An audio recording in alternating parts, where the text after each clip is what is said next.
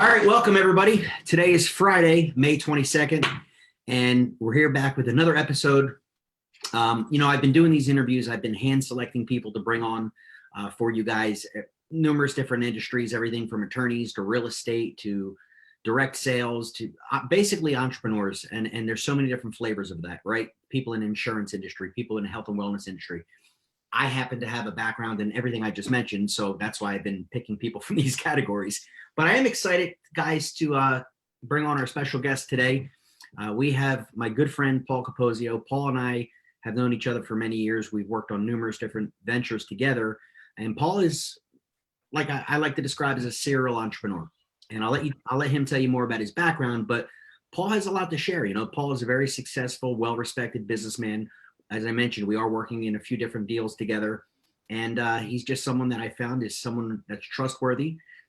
The people that know him, everybody speaks highly of him. He's always willing to lend a helping hand. And that's the kind of people that I want to surround myself with. And not to mention, he's a seven-figure earner. Okay, so that doesn't hurt either. So Paul, welcome. Thanks for coming today. Thank you, Brian. I love you, brother. Thank you for the intro. I appreciate it. Yeah, well, I guess we got to try to share as much, right? I mean, the biggest thing is there's plenty of room at the top, right? The thing about going the extra mile is there's never a lot of traffic. So let's try to bring as many people up there with us as we possibly can. Exactly. And that's what this is for, guys. So I hope you pick up a little nugget of something that we've done along the way and see if we can, bring you guys with us, because it's a lot. When you surround yourself with winners, I always talk about my golf game. I'll tell you my golf story. So I used to love to play golf. I used to play golf 2-3 times a week and I was down to like a 12 handicap. So I had a pretty good game. And then I just kind of went off, started some businesses, and then I didn't have time for golf anymore. But what's funny is I'll still play. I still got a pretty good swing, but yet I'll just get distracted, right? So I'll be playing and, I'll hit a couple of bad shots, 3 or 4 shots. But it always happens that when somebody's watching, like we're by the clubhouse, right? And you got the nerves, for some reason that never got to me, right? And I'll always hit my best shot when there's the whole crowd watching, or I'll hit it close to the pin. And it drives my buddies who play crazy, because they're like, oh my God, you stink. And that whenever there's an audience, you tend to hit your best shot of the round, right? Everybody's got 3 to 4 good shots in a round. I don't care how bad of a golfer you are. So what that really, and I thought about that for a while, and what it really is that sometimes things raise your game, right? You got to put yourself into situations that are going to raise your game. Surround yourself with, and you've all heard this stuff before. The problem is, are you doing it? Right? Everything I'm going to say before, you've probably heard in some machination. You've heard Tony Robbins talk, and you heard Brian Mira talk, and you heard Greg Reed talk, and all of these great trainers, right? But do we do it? And that's why we listen to things over and over and over again, is to hear it. So raise your game. Get yourself around those people who are going to elevate your game, or the people you want to. I'm not saying impress, because that's not a good thing. That's an ego thing, right? It's really just a matter of put yourself in those situations. So I guess I could share a little bit of my story. I'm a street kid. I mean, I'm sure there's a lot of people here who don't know who you are. So tell us a little bit about your background. Yeah. So look, street guy, never spent a day in college until I was asked to speak in one about 10 years ago. But literally, I just started out. I was born in Hoboken, New Jersey, right? And ever since Frank Sinatra, you're affectionately known as Paulie Walnuts, right? Paulie Walnuts. They call me Paulie, because I do. Listen, I'm from New Jersey. You can hear it in my voice. I look the part. Right? So just embrace it. Figure out who the hell you are and run with it, because people will learn. If you're good with you, other people will be good with you. Right? And that took me a little bit of time to realize. I always wish I looked different or sounded different, or, maybe if I went to an Ivy League school, maybe things. No, absolutely not. In fact, the reason I didn't go to college is I thought I'd get a 4-year head start on everybody else who did. Right. That's when I started my first company. But I was born in Hoboken, and Frank Sinatra sucked all the potential out of that little town, and that was it. After him, you never heard of anybody else famous from Hoboken, other than baseball was invented there too. So I don't know if that's a couple of trivia things for you. Started working in construction out of high school, started my own little electrical contracting company, did that, and got into payroll because I had to make my paychecks every weekend. Every Friday. And then my buddy next door was a plumber, and he said, hey, can you do it? I don't understand this. And then I hired a girl, and we turned this into a payroll company that started to do business for all the local contractors around town. Because I realized that, hey, every Friday I had to make my payroll whether I made money or not.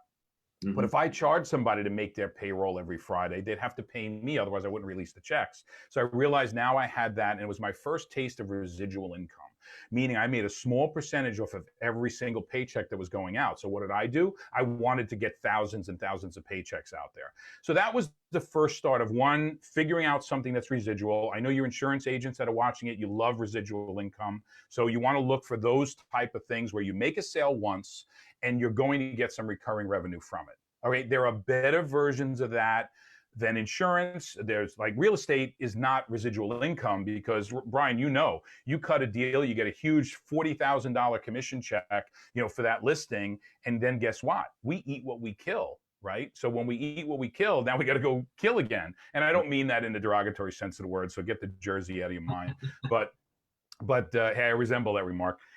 But that's really what it is. And it's also distraction I kind of want to get into too, because people get so distracted. There's so many great opportunities out there. There's a lot of bad opportunities out there. It really depends on you. But if you're thinking, oh my God, let me do this, and then something else comes along that's maybe a little bit better, or you think it's a little bit better. Look, everybody, you've all been in relationships. Unless you married your high school sweetheart, we've all been in relationships that didn't last, and we thought it was going to be the next greatest thing. Why is business anything? The shiny object always looks like it's going to be better until you get into that and you look at the other side and the shine is worn off, right? So that's the biggest thing. I think it's Bill Gates, even though I'm not necessarily a huge Bill Gates fan. I think he said that the most important thing you could learn is what deals not to do. Because you could have 50 deals on your desk. You can only do really one at a time until you get that to be a perpetual motion machine, or as best as you can. If you try to work 3 or 4 at the exact same time, you're going to be in trouble. Yeah, absolutely. And now, so you started, I didn't even realize this. I'm hearing this myself for the first time. So your payroll company, you started that a long time ago. I mean, you were a long time ago. Well, then I sold that company. I'm kind of fast forwarding a little bit. I sold that company to a company in New York City. They were doing about $350 million a year in business at the time. And the guy said, well, Paul, what are you going to do now? We had the closing. I got my check. I was ready to go. And I said, I don't know. I think I'm going to go build another one, and I'll come back in a couple of years and sell it to you again. He goes, no. That's way too expensive. He says, why don't you come on as president of sales and marketing and, run this, and let's take this thing to $1 billion. And I thought about it, and I said, I tell you what, I don't want to be anybody's employee, but if you could, I want that role, but if you could pay me as an independent, it was just a mental thing for me that I did not want to work for somebody. I said, if you pay me as an independent contractor, I'll do the job. And he said, okay, it's a deal. So we built that company over 17 years to $1.5 billion with a B. Billion, right? And Linda and I, Linda very well, right? So Linda and I thought we had it made. We had $13 million. This is an important story too, because bad things happen to good people. We grew it in 17 years to 1.5 billion. We exceeded our goal by $500 million in sales, right? Annually. This is right. Went public, traded on the NASDAQ. We had a lot of stock, right? We got it in the beginning when it was worthless, and we worked our butts off, and we got that to about $13 million worth of stock, Linda and I. About 7 years ago, my boss got it into a battle with his bank, and they shut the company down in 3 months. In 3 months, a publicly traded company was out of business. I just found out, for an update to this story, I just found out on Easter, he called me to my ex-boss. He called me and he said, hey, I just want to let you know I settled with the bank. And he probably got close to $1 billion. He had to get anything close to that because they put him out of business. But what good did that do to Linda and I? We lost our stock. The company is worthless, right? I got wallpaper and everything. We had we were in a jam 7 years ago. I saw the handwriting on the wall. So this is a good story. It's about you'd rather beg for forgiveness than ask for permission sometimes in business. So when I saw the handwriting on the wall that this thing was falling apart, I knew he wasn't going to survive it. It was too big of an issue. So I took all my clients and a few other clients. I had a couple of other sales guys who said, look, I'm going to start my own company. We're going to move this over. You could wait and see what happens, but I'm going to tell you what's going to happen. It wound up being the right decision. So as this was going on. Question. Was this before or after you got out of jail? Before or after who got out of jail? No, I'm just kidding, man. I was going to say, he never went to jail. Oh, No, okay, I'm you just meant me, right? Yeah, but it was a completely unrelated charges, completely right. unrelated charge. So it was for graffiti. You Yeah. know my handwriting. My handwriting looks like graffiti. I have the That's a worst handwriting crazy in the world. story, man. I had no idea that. I mean, I knew. Oh yeah, dude. Wow, that sucks. Oh yeah, yeah. So here's the thing. So he calls me up right as I'm like cleaning out my desk, and everything. And he calls me up. He goes, "Hey, listen, man, I just want to talk to you. We haven't had a chance to talk to you. This whole fiasco is going on." I said, "Robert," I said, "before you say another word, I want to tell you something. And then if you still want to talk to me, we could have a conversation." And he goes, "All right, go ahead." I said, "Robert, you're not going to survive this. I have my family to worry about. I have the family of my top salespeople to worry about. We took our books of businesses. I formed a company." He goes, "Dude, I knew that a week and a half ago. It's the smart move. Do it. It's the smart move. I'm proud that you did it." He goes, "All I want to tell you is if I ever get back on my feet again, or if I somehow pull this out, I want you to come back." And I said, "All right." That never happened, but it just kind of shows you that story. And it made me a better person for it. I felt good that I told him, but I was even funny that he knew because he was as sharp as I was. And that's what I loved about him. I still love about him. And here we are. So I dodged a bullet. We had a little bit of a blip in income, but what did that do to that stock? We were planning on that for a hell of a retirement. Now we still did well, but that's like, thank God it was play money in my mind at the time, right? It's like play money. So I wasn't really, but it hurt. It really hurt. And that's when I started looking for things that I can control, things that I could, partner with people that I liked because I did enjoy that. That's how we met. We started looking at some deals. And what do? A lot of the deals that we're into, it's really us about helping other people do better. And that's how we do better. Do you Direct still have, sales is all about that. If you, you still have your payroll company, go or ahead. did you sell it off? You still have Yeah, it? I do. It's out of Hollywood, Florida. My partner runs it. The one deal that we're in, the health and wellness company, Right. when I saw that taking off, I said to my partner, "Listen, bring your wife in, let her run the day to day. I'm not going to do the grind anymore. Give me a check once a month, and then when you sell the company, cut me a check. As long as the price is reasonable, you can do the entire transaction." And he said, "For what?" And I said, "I'm telling you, dude, you don't see what I see, but that's okay." He goes, "All right, man, so be it." And that's where we are at this point. And I knew though, and he even called me. We just spoke the other day because we just sold the book of business. I was just telling you, I closed on that thing I sold the other day. Yeah, that's what I was confused. When And he goes, "You know sold the what? book, I just assumed you sold the whole company, but you just sold a piece of business. No, not the whole company. It was just one small section. In fact, I have the check right here. Okay. You Nice. see, it's $62,500. It's right here. Okay. So yeah, we sold a portion of some accounts there, So whatever. So that's where we're at, So things are going to change, guys. If you're watching this and you think your life is going to be exactly where it is now 10 years from now, it's not going to be. Whether you act or not, it doesn't matter. Things are going to ebb and flow, come in or go out. So what are you going to do about it? You got to figure out how to ride that wave. If you try to swim against the tide, you're going to drown. But if you figure out a way to ride the wave, and you think it says, "Oh, it's easy because, maybe we're making a couple of bucks right now," but that's not true. That's absolutely not true. Your attitude was the same when I knew that you were struggling, or you knew I was struggling. Well, you didn't even know that I was struggling at that point in time. But, it's like, like a duck, right? You're smooth on top of the water and you're paddling like mad. Well, Paul, let me pause right there for a minute. And that's one of the things and one of the reasons I wanted to bring you on and have this chat with you today.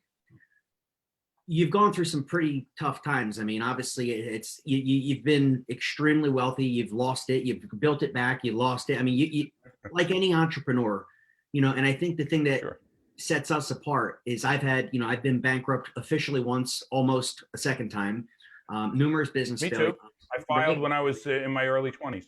Yeah, I mean, I've been divorced. I mean, I've had a foreclosure. My car's repossessed in the middle of the night.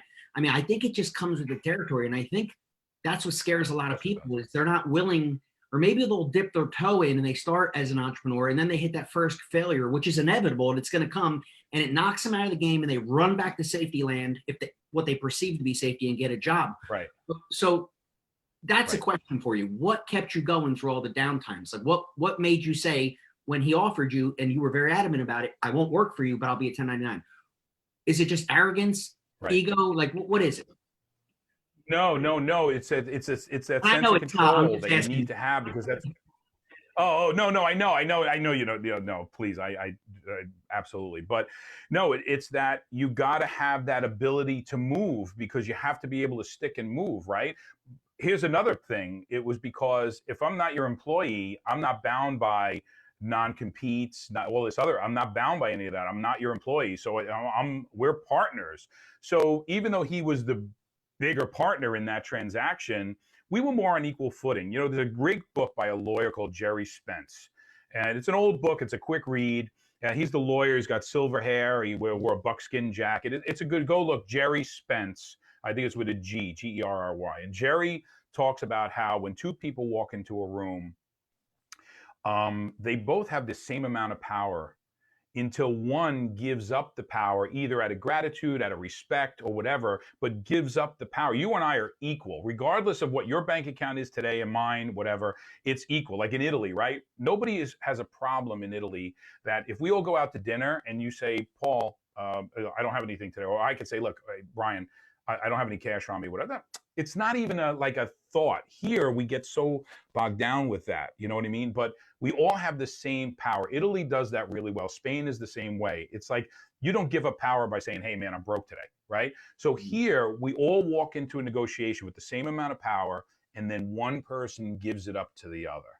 It's not that somebody's taking it from you. Best example Jerry gives is Donald Trump was going, I don't care how you feel about Donald Trump, plus or minus, is not a political. This is way back when he was going bankrupt on the Taj Mahal in Atlantic City, and Larry King was going to interview him. Donald Trump sits down, and Larry King's going to tear him a new one, right? He's going to tear him a new one. He's going to say, the Donald, came out of things, big, now he's bankrupt, and what's going to happen? He's going to lose it all and everything else, right? And we'll be right back, right? So now they come back from commercial, and Donald Trump, Larry King leans in. He goes, "All right, Donald. So tell us, you're pretty much finished. What's in it for the Donald and everything else?" And Donald reaches into his pocket and takes out Tic Tacs. And he says, "Larry, I'll answer any of your questions." He goes, "But here," and he shakes Tic Tacs out. He goes, "But your breath is absolutely, horrible, right? On national television." Larry King was basically put back on his heels, and then they started the interview. So what did Donald do, right? Maybe instinctively, right? Because some things are hard to teach. He brought that back down to that level. Maybe even, he changed the balance of the power a little bit too there. But he knew that if he was going to come in with that attitude and be the underdog, it was going to be a harder fight. What was the name of that book by Jerry Spence? Just a thought. Jerry Spence. I don't remember the name of the book. I have it somewhere. I read it years ago. And that's the one nugget out of that book that stuck with me. And it's a great book. Well, another nugget from that book is he talks about if you're an attorney, a defense attorney, criminal defense attorney, and your client killed the guy, you don't let the prosecutor come up and say, he killed him and the family was home and the daughter saw it and everything else. You get up first and say, listen, my guy did kill those people, but let me tell you why. So you basically have to, you have to own it. You have to own it, and you have to own it first. So there's a couple of good things in there. I don't know when I'll ever use the, yes, he did kill him, Your Honor, but I don't know if I'm ever going to use that one. Hopefully not. Well, hopefully not. Thing, I really have always respected about you, and I hope you don't mind my bringing it up, but I just want to be very transparent. But you have a special needs child, a son, right? Sure. And obviously, I think that's obviously a blessing, and I've got a chance to meet him and see on Facebook and everything. But tell us a little bit about that and how you and Linda were able to be so positive and obviously that put a lot of stress on your life, and nobody would expect a special. Nobody knows. But tell us a little bit about that. So when I have boy and girl twins, so I have a daughter, Courtney, who gave birth to my granddaughter about 14 months ago, and I have Nicholas. Nicholas, actually, when you go on my Facebook page or even my Paul and Linda group Facebook page, and you see any motivational quote, that is generated and placed there by Nikki. I do not tell him what to post, where to get it. Sometimes he'll post a picture that's a little out of focus or whatever, or he'll leave somebody else's link at the bottom, like Nick, but it's okay. But he does all of that. I tell him what genre, what area I want to try to cover in motivational post, and he finds the post, posts it. So he's very, highly functional and a great guy and an amazing person. But, but Linda had a problem pregnancy 29 years ago, And, this was one of the results. That kid is my hero. He's had open heart surgery at a week old. We almost lost him the first, I'm sorry, a week after his birth. It was really traumatic. But the kid always, he's always got a great attitude. He has a little bit of a speech impediment. And when he was younger, people would have to ask him 6 times, "What did you say, Nick? What was that?" And he would just, no problem. He repeated it 6 times, never got frustrated. So he's a great role model of how you need to kind of go with the flow. But he's my why. He's the reason. And I wish everyone something in their life. I don't wish them to have a disabled child or anything like that. But you need something to kick you in the ass to make you do what you need to do for yourself. Because an alarm clock ringing to get up and go to work, you're going to do that. And you're going to work hard for your boss, and you're going to buy him another Ferrari. And, you've heard all the memes. But what are you going to do for you? So in some way, I do wish someone some adversity to wake them the hell up and to do this. Because look, this is a gig economy. If you don't have a side hustle, if you don't have something to participate in the gig economy, you're making a mistake. Not because I'm a proponent of the gig economy or you are. I mean, you're a huge leader in the gig economy market. But because it's the way it's going. 10 years ago, 12 years ago, if you said you're going to get into a stranger's car, he's going to have your credit card information to take money out of your bank account, and he's going to drive you home at 2 a.m, and you're going to say, "Are you out of your mind?" Meanwhile, Uber now is Uber, right? And that's so if you don't think you're going to go, look, Google, I was just reading something the other day with this guy, George, whatever, I got to get you the name. You got to hook into this guy. He's an older economist, and he's talking about how Google, all of that, there's a whole new shift coming again. Google, all the stocks that we're buying right now are going to go the way of GE and Boeing and all of that, where they're just like, yeah, okay, it's GE, it is what it is. So that's where that's going. Apple, Google, all of these companies are going, Uber, Netflix, all going to go that same route. And there's going to be a whole new paradigm about, how we share our information. The problem with Google and everything today is it's too open. It's very hard now to be secure, but yet we're doing more transactions over it. So there's a whole new change coming. And I wish I remembered the guy's name, but I'm just getting into this guy now. What would you suggest for people watching this who maybe haven't quite figured out what they want to do? I mean, I've been saying this, unfortunately, for the last 2 months, whatever it's been. Right. There are people, when you talk about the service industry, a lot of people immediately think, well, okay, well, you're talking about a bartender or a waiter, waitress. Well, yes, but it's also the hairdressers, right? It's also the massage therapists. So all those people have effectively been out of work for the last 2 months. Right. But it's not just the employees. The business owners are out of business. Some of them will never come back. So a lot of people have been really looking recently, and it was really a big slap in the face saying, wow, I guess I do need to have a backup plan or have a side hustle, side gig. Like you said, where does somebody begin to look for something like that? I mean, like, in your opinion, you've done so many different things. Like, where does somebody begin? Well, first of all, you got to start with, just because you are a massage therapist or a hairdresser doesn't necessarily mean you have to get into hair care products, but you want to get into something that you're passionate about, number one, because it's still going to be a gig. No one wants another job. In fact, about 65 million people in the United States today are looking for some way to get into the gig economy, make an extra $500 to $1,500 a month. You could make thousands more per month. You and I know that. I mean, I don't even want to get into numbers because people don't believe it. But you can, $500 to $1,500 a month, very doable without having another job, a commitment, not buying microphones and gear and getting on Facebook. Maybe that's not your thing, but you can do that. You have to find something that you're really, really going to enjoy and enjoy with people. You know what I love about, here's the challenge with, if I'm talking to 4 people, if I'm standing in a hair salon right now, if I legally could, and I have the owner and the 3 hair cutters, what I love about all of them, they're all great with people. They all have communication skills. It's part of their gig. So they're going to be good in the gig economy. The biggest challenge is going to be the business owner, especially if their business is almost ready to close and it's that point, the point of no return. because their belief is so big into this. I have to save this. I have to save this. The fear of bankruptcy, the fear of all the things that we had to go through to realize that it's freeing when you realize, oh my God, that was the smartest thing I ever did, because otherwise I would have never been able to get out of that hole.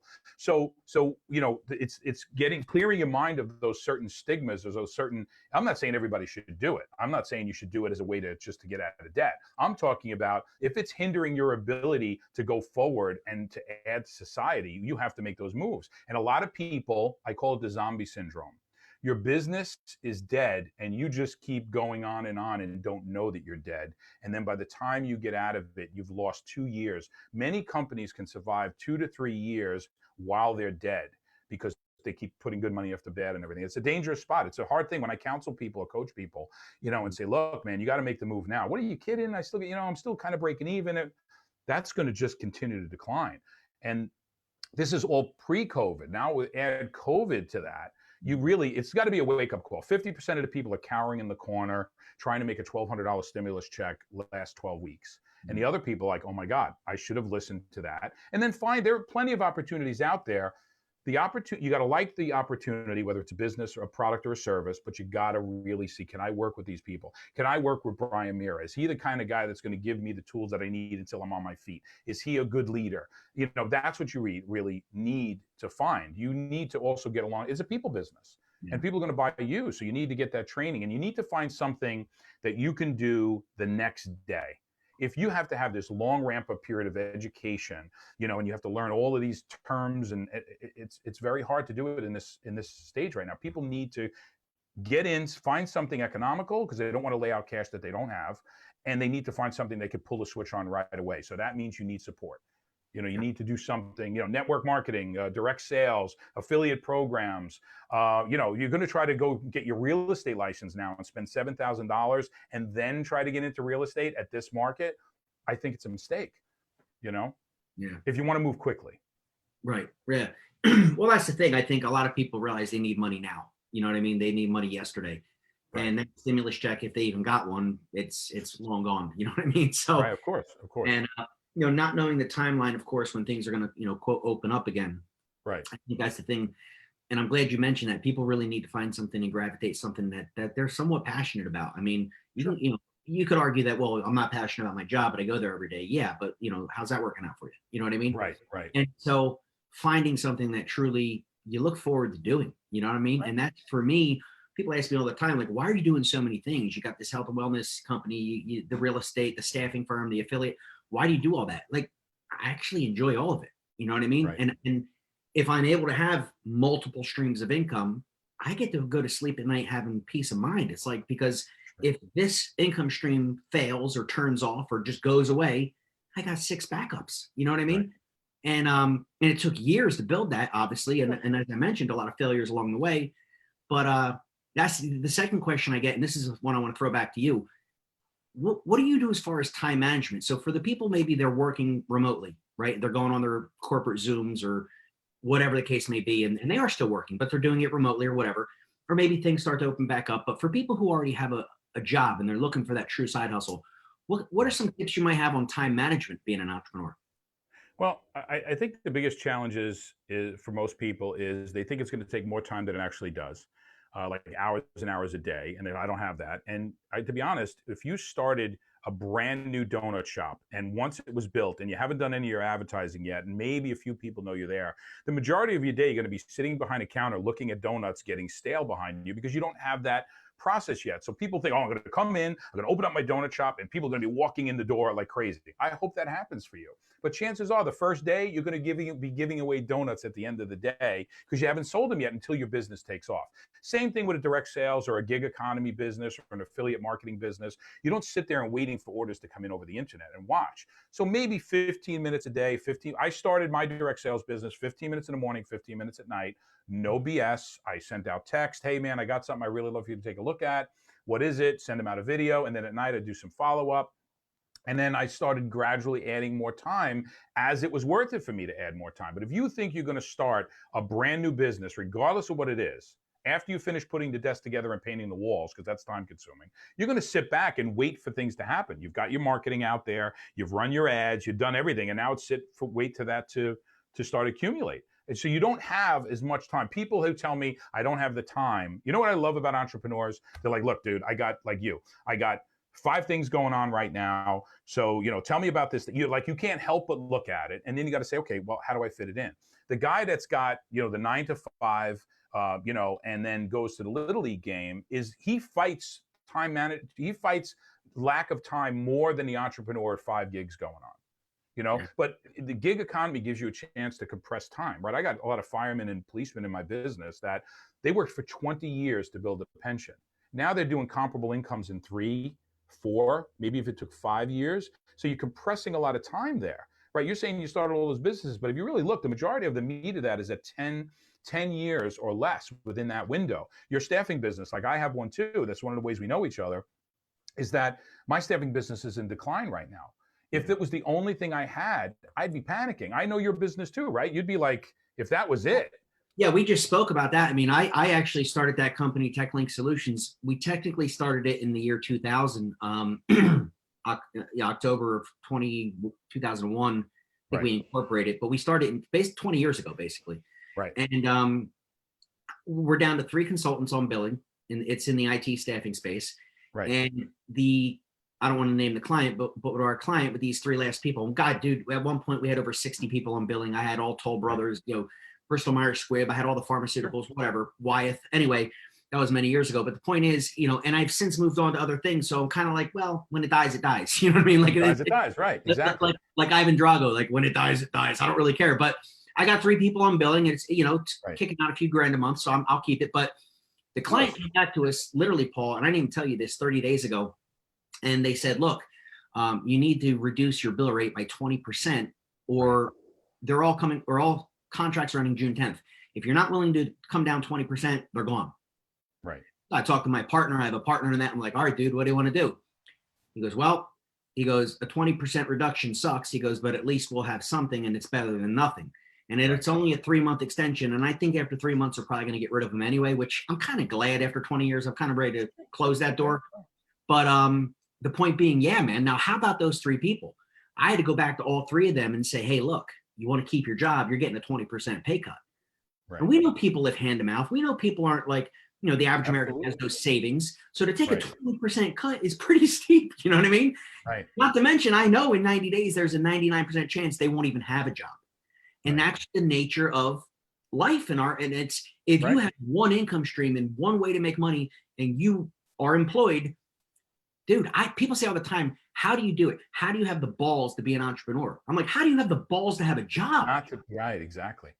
And it's just mindset. It's just think about this, like all women, like every woman wants the hot new pocketbook, right? But when they see they don't have it yet. When you see the other girl wearing it, oh please, I would spend that kind of money on a pocketbook. That's crazy. But yet deep inside, we really want it, or the Maserati. Well, you have a Maserati, but let me pick something else. The Enzo, the Ferrari Enzo, whatever. Everybody, no, that's crazy. Yes, you would, and that's the mindset. That's why you got to get out of that. And also, you got to realize it's not impossible, and start small. There's no reason why somebody can't do. When CBD was popular, right? I mean, everybody was jumping into a CBD business. Oh, that's another one of your businesses, right? Well, we sold that. We got rid of that, but we were manufacturing. But I'm talking about people who got into direct sales of CBD, right? It exploded. Well, guess what? You can go to Walgreens right now and get a CBD for $19.99. So that's going to put a pressure on it. So think before you leap. Because unless you're okay with making some money for 3 to 4 years and then build another thing up, and a lot of people are like that. We live in the ADD society, right? Everybody's got ADD, so that's okay. Or think about, hey, is the product unique? Are there one company selling it, or are there 1,800 companies selling it? And then what does that mean when there's a consolidation occur? You want to have first to market. You want to have look. I mean, even if you are a first to market company and somebody comes out with a knockoff of the product. Pepsi will never catch Coke. Mm-hmm. Coke was first to market. They'll never, as big as Pepsi is, they can't hold a candle to Coke as far as revenue is concerned. So, think about it. So think think a little bit about what you want to do. Look for the runway. Where do I see this opportunity in 2 years, 5 years, 10 years? Or are you the type to say, hey, I got my regular gig. This is going to be a real, rocket ship, flash in the pan, 2-3 years, out and done. Mm-hmm. That's okay too. You know what I mean? But hype gets exhausting after a while. You know, chasing that thing, because there's always somebody with deeper pockets, a better advertising budget that's going to, when you're in a crowded space, what makes the difference is advertising, right? Because you got to grab that sale when it comes in. Like if you guys sell cars, right? You know, if you let that potential prospect out of the showroom, you're never going to see him again. Yeah. You're never going to see him again. So you got a hard close to do right there. I don't want to have to do that. There's a Ford. I live within 20 minutes of 3 Ford dealers. So what does it take for somebody to go to this dealership, get the information? The guy who spends the most time with the potential customer and educates them all is usually the guy who does not get the sale. Because now they're educated, they go to the other place and say, but that guy's at $850 a month. If you could do it for $790 a month, I'll buy the car right now. Yeah. The guy who did the work, and that's so frustrating to people. They're like, I did all that work. People don't care. So you want to be able to have a relationship, say, this is the guy I want to do business with. I'm not going to look anywhere else. This is the guy, you know, and you got to hustle for that. Yeah. Well, as we wrap this up, what are some closing thoughts or comments or tips that you'd like to give the people watching as far as, you know, moving forward from this point on? I want to give you one thing. And it comes down to mindset, right? How do you overcome the issues with my son, a son with disabilities? How do you come over the issues of having a $13 million worth of stock just vaporize in front of you and you don't jump off a building, right? You don't push against the things that you want to attract to you, right? You don't do that. And that's where mindset comes into play, right? I don't like her because she has that pocketbook, or I don't like him because he's rich and you know, maybe he's a jerk or whatever, or, you know, because you don't know why that guy didn't pay attention to you. He may have just been busy because he's got so much going on. But we push away the things that we really want. We find ways to get the negative. I mean, you see it in the political environment and everything right now, right? We push away things and we think we're supposed to not like it instead of, you know, just going with it. So that's the biggest thing I'm going to leave you. I know it's like I'm not A plus B equals C. And we do a lot of that, you know, in our businesses. If you're in business with us, we'll tell you, do this, this is, you know, this is how the numbers work. But in a scenario like this, you need your mindset first. And you can't push away. Every time you find yourself doing that resisting, he's a jerk. He doesn't really make that kind of money. He only made that for 1 week. All of that stuff you're doing, you're pushing away what you ultimately would really want. And that's the biggest thing I could leave. And if it's kind of turning you off, not you, Brian, because I know you're a huge mindset guy, but if it's turning you off about, like if Tony Robbins or Gary Vee makes your skin crawl, you have more work to do than the rest of us, because you got to get past that and listen to their message, not in what how their delivery is. You know what I mean? You got to say, oh my God, yeah, that's the magic secret, right? We're talking about the law of attraction and everything else, and we want all of this stuff, but if you're not open, it's not coming. It's just not. Yeah. It's funny. I had Danielle, you know Danielle Rich, last week. She was on. Sure. And she talked a lot about mindset. And one of the things that came up is when I was going through, after my divorce, back in 2007, going through a rough time mentally, and I fell into a negative rut and depression and everything else. And, you know, I had grown up since I was 18 when I overcame cancer, and I was introduced to people like Tony Robbins, and somebody gave me his first book, you know, but I got away from it. And it's funny because when I noticed what you just said, when I tried getting back into it and going on YouTube and watching like Tony Robbins things, I found myself angry. Like I didn't want to hear it. I knew I should hear it, but like it was repelling me. But it wasn't obviously their message. It was my state of mind, my internal situation that was negative. So this positive message it was like rejecting it. And of course I worked through it, you know, but yeah, I'm glad you brought that up, because that's actually something that came up last week as well. And if you are getting turned off, it's the number one piece of advice. You know what I mean? You might want to look in the mirror. So, Paul, this was awesome, man. Absolutely. Thank you very much for your time. I know we're probably going to talk later on about the software deal, but you know, things are good. So thank you, and have a great Memorial Day weekend. Everybody else, tune in next Friday. We'll have another great day, and we'll see you guys soon. God bless. Thanks, Paul. Thank you so much. Appreciate it. So long, guys. Bye, Stick guys. with it. We'll see you at the top. No doubt, man.